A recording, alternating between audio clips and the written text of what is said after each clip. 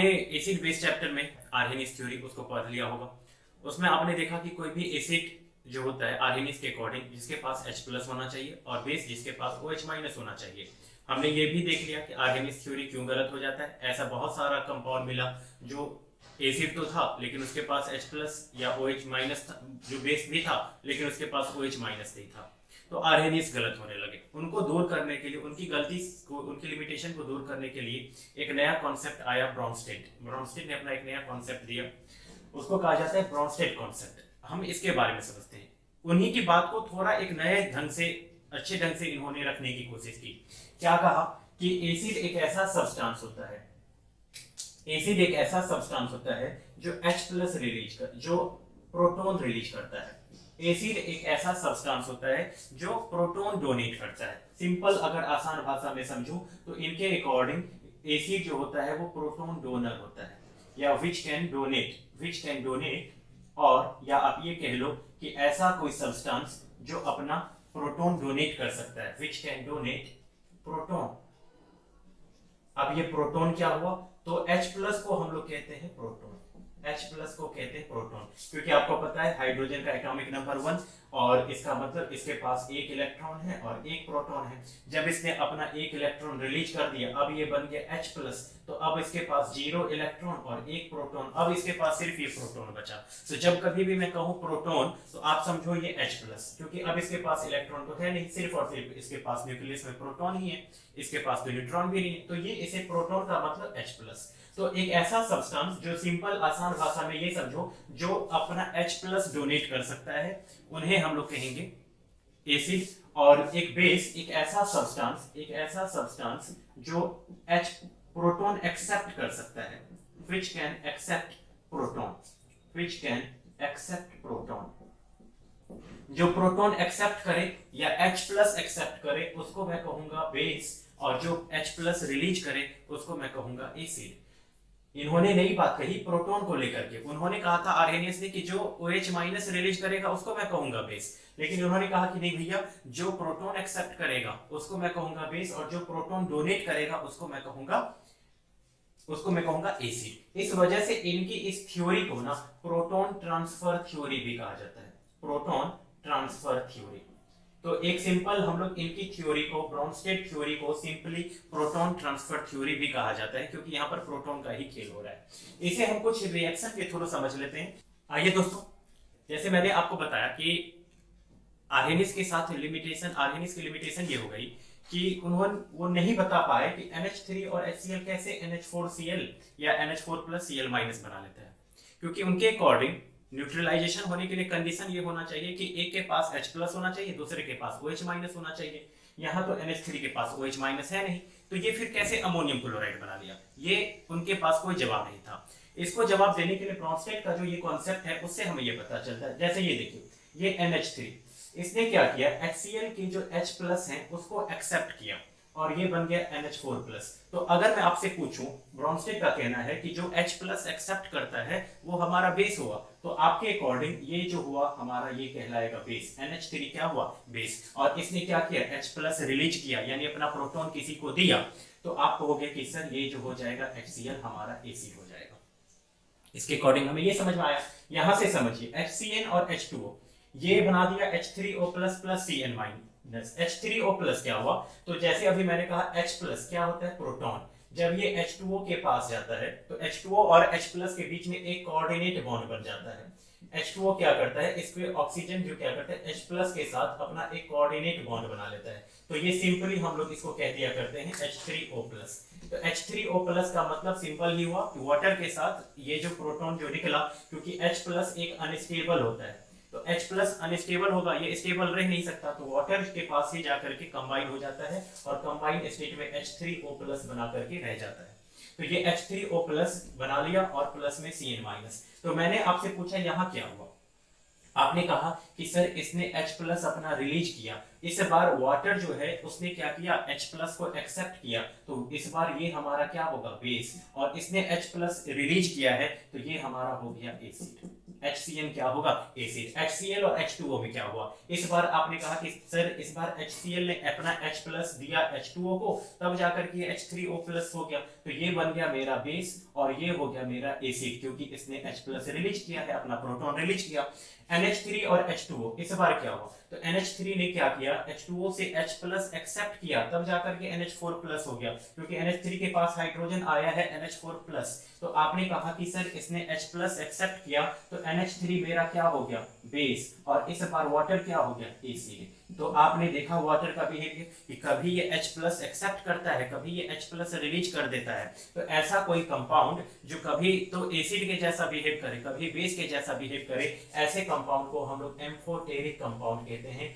यहां पर देखिए CH3COOH H2O, इसने क्या किया, अपना H प्लस रिलीज किया और CH3COO माइनस बन गया, और वाटर ने इस बार H प्लस एक्सेप्ट किया, तो फिर से वाटर जो होगा यहाँ पर हमारे लिए बेस है, और CH3COH जो हो गया वो हमारे लिए एसिड है। तो एसिड की पहचान आप कर सकते हो। यहाँ पर देखिए जैसे CO3 2 माइनस और H2O है, तो इस बार CO3 कार्बोनेट आयन ने क्या किया है, H2O से अपना H प्लस एक्सेप्ट किया, तो इस बार इसने क्या किया, H प्लस एक्सेप्ट किया, तो कार्बोनेट हमारा क्या हो गया, ये कार्बोनेट हमारा हो गया बेस, और इसने H प्लस रिलीज किया, तो H प्लस रिलीज करने का मतलब ये हुआ कि ये हमारा हो गया एसिड, और ये हमारा हो गया एसिड, और ये हमारा हो गया बेस। तो ये हमने देखा ब्रोंस्टेड कॉन्सेप्ट में कि कोई भी एसिड जो होगा जो अपना प्रोटॉन डोनेट करे H प्लस, और जो बेस क्या हुआ, जो H प्लस एक्सेप्ट करता हो, यानी प्रोटॉन एक्सेप्ट करता हो। इनकी सबसे बड़ी खासियत क्या है आपको पता है, इधर से जैसे इस तरफ से मैंने देखा रिएक्शन को, तो हमें ये बेस और एसिड, अगर मैं इधर से देखूं इक्विलिब्रियम आ जाती है, तो NH4 और Cl माइनस ये दोनों भी क्या करता है, ये दोनों यही कंपाउंड बना देते हैं ब्रेक होकर के। ये NH4 क्या करेगा, अपना H प्लस दे देगा Cl को, तो H प्लस दे दिया इसको, तो ये बन गया NH3 और ये बन गया मेरा HCl। तो इस बार अगर मैं आपसे पूछूं तो ये क्या हुआ, NH4 प्लस ने अपना आयन दे दिया, H प्लस रिलीज किया, तो ये इधर हो जाएगा एसिड, और ये क्योंकि इसने H प्लस एक्सेप्ट किया है, तो ये मेरा हो गया बेस। तो ब्रोंस्टेड कॉन्सेप्ट की सबसे बड़ी खासियत ये हो गई, यहाँ हमें एसिड और बेस की कंजुगेट पेयर दिखाई देती है। जैसे एक ये बेसिड और एक ये एसिड, इनका एक कंजुगेट पेयर हो गया, ये एक एसिड और ये एक बेस, इनका एक कंजुगेट पेयर हो गया। जैसे यहाँ पर देखिए, अगर मैंने इधर से देखा तो आपको पता चला एसिड HCN है और बेस जो है मेरा H2O है। अगर मैं इधर से बात करूं तो H3O प्लस क्या करेगा, अपना H प्लस रिलीज करेगा और Cl को दे दिया, तो फिर से ये बन गया HCN। और तो इस बार आपने कहा कि सर इसने अपना H प्लस रिलीज किया, तो ये हमारा हो जाएगा एसिड और ये हमारा हो जाएगा बेस। तो इन दोनों का हमने कहा कि इन दोनों का हमारा क्या बन गया, पेयर, कंजुगेट एसिड और बेस का पेयर, इन दोनों का भी पेयर बन गया और इन दोनों का भी पेयर बन गया। तो एसिड और बेस का कंजुगेट पेयर बन गया, तो हमें कंजुगेशन देखने को मिलता है एसिड और बेस का। तो इनकी कंजुगेशन देखने को मिलता है एसिड बेस पेयर का। तो ये हमें इनकी वेरिट हो गई कि हमने यहाँ पर ये भी देख लिया। इधर भी बात करूं तो ये अपना H प्लस रिलीज करेगा, इसको दे देगा, तो ये हमारा हो जाएगा एसिड और ये हमारा हो जाएगा बेस। यहाँ पर भी यही करेगा, ये अपना H प्लस रिलीज कर देगा इसको, तो ये हो जाएगा मेरा एसिड, ये हो जाएगा मेरा बेस। ये क्या करेगा, ये फिर से क्या करेगा, H प्लस को एक्सेप्ट कर दिया, तो क्योंकि ये रिलीज हुआ H प्लस, तो ये हो जाएगा मेरा क्या, ये हो जाएगा, आप कहोगे कि यहाँ H3O प्लस कर दीजिए, यहाँ H3O प्लस, इस बार H प्लस ये रिलीज करेगा, तो ये हो गया मेरा एसिड और ये हो जाएगा मेरा बेस। तो इस तरीके से हमने देखा कि यहाँ पे हमारा एसिड और बेस का कंजुगेट पेयर बन गया। एसिड और बेस का ये दोनों हो गया मेरा कंजुगेट पेयर, ये दोनों हो गया मेरा ये दोनों हो गया मेरा कंजुगेट पेयर, और ये दोनों हो गया मेरा कंजुगेट एसिड बेस पेयर। तो कंजुगेट एसिड बेस पेयर का मतलब ये हुआ कि जो यहाँ पर एसिड है, जो यहाँ का बेस है, इन दोनों का पेयर, और जो यहाँ एसिड है, जो यहाँ बेस है, और जो यहाँ एसिड है, इन दोनों का पेयर, ये कहलाएगा कंजुगेट एसिड बेस पेयर। तो आज ब्रोंस्टेड कॉन्सेप्ट की सबसे बड़ी खासियत ये आपको समझ में आ गई। इनकी खासियत ये हो गई कि इवन इससे पहले हम लोग सिर्फ और सिर्फ किसी कंपाउंड के बारे में बता करते थे कि कोई कंपाउंड एसिड है या बेस। इस बार इन्होंने किसी आयन के बारे में भी बात की। जैसे देखिए NH4 प्लस, आर्हेनियस के अकॉर्डिंग मैं इसके बारे में बता ही नहीं सकता कि एसिड है या बेस, लेकिन इन्होंने कहा कि ये इन्होंने H प्लस रिलीज किया, NH4 प्लस ने H प्लस रिलीज किया, तो ये मेरा एसिड हो गया, और Cl माइनस ने H प्लस एक्सेप्ट किया, तो Cl माइनस मेरा बेस हो गया।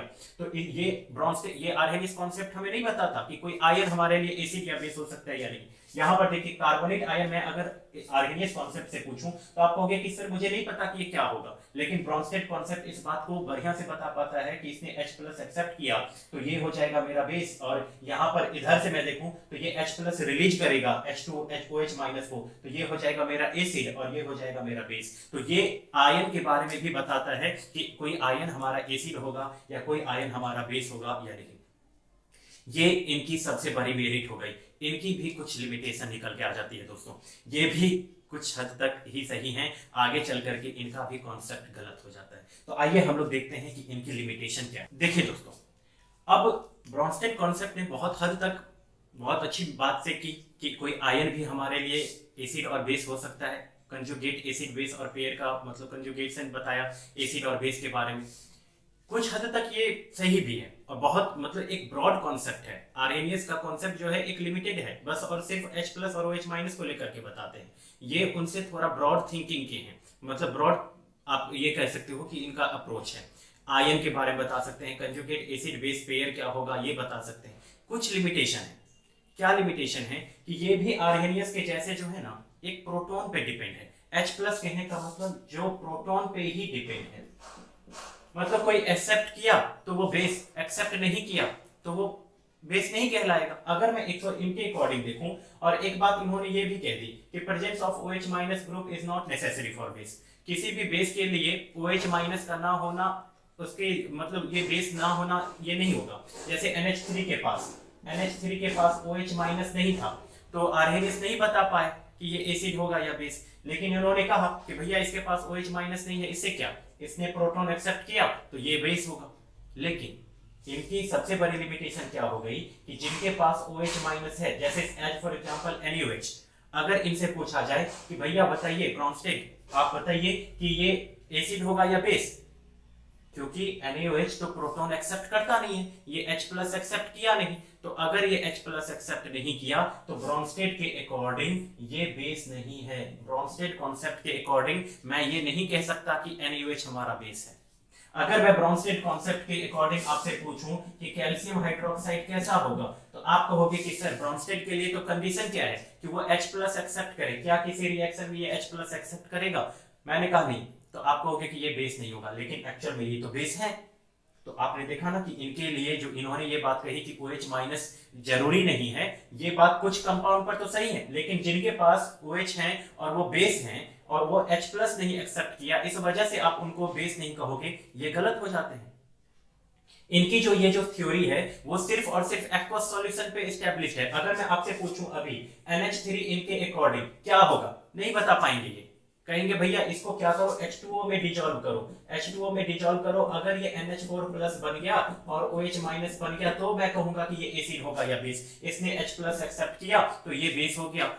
लेकिन अगर मैं सिर्फ और सिर्फ आपसे पूछूं कि NH3 ब्रॉन्स्टेड से पूछा जाए कि ब्रॉन्स्टेड सर बताइए ये NH3 कैसा होगा, NH3 के पास कोई जवाब नहीं है, क्योंकि ये सिर्फ और सिर्फ जवाब तभी दे पाएंगे ब्रॉन्स्टेड कॉन्सेप्ट के अकॉर्डिंग, हम लोग तभी जवाब दे पाएंगे जब मैं इन्हें वाटर में डिसॉल्व करूंगा। जैसे मैं अगर इन्हें डिसॉल्व करूं CH3COOH में, तो ब्रॉन्स्टेड कॉन्सेप्ट के अकॉर्डिंग मैं आपसे पूछूं कि बताइए ये क्या होगा, आप नहीं बता सकते।